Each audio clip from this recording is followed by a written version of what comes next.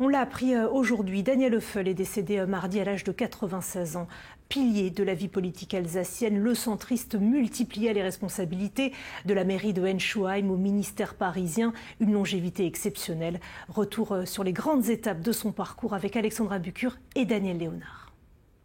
Toute épreuve politique confondue, pour moi, le 10 mai 81 restera le jour le plus noir de ma carrière politique.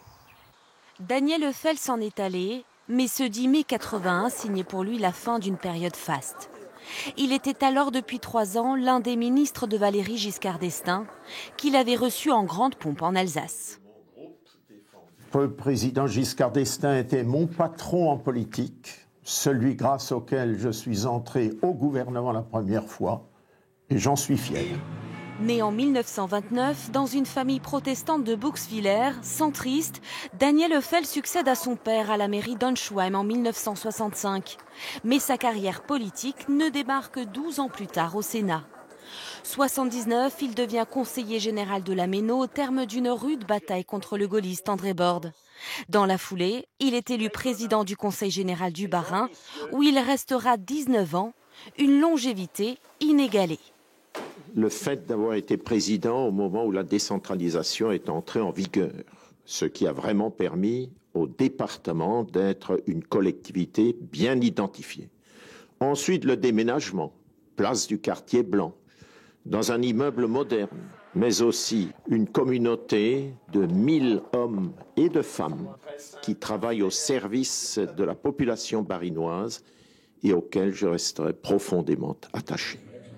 Daniel Hoeffel est retourné au gouvernement entre 93 et 95, ministre chargé de l'aménagement du territoire auprès de Charles Pasqua.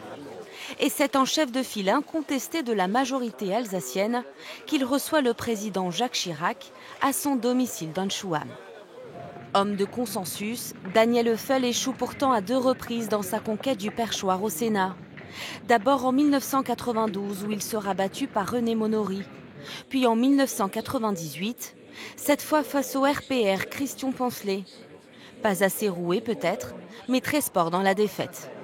Quoi qu'on dise, quoi qu'on pense, l'amitié, même en politique, arrive à reprendre le dessus. Sans doute est-ce le combat de trop. En 2004, à 75 ans, il perd les sénatoriales et quitte quelques semaines plus tard la présidence de l'Association des maires de France.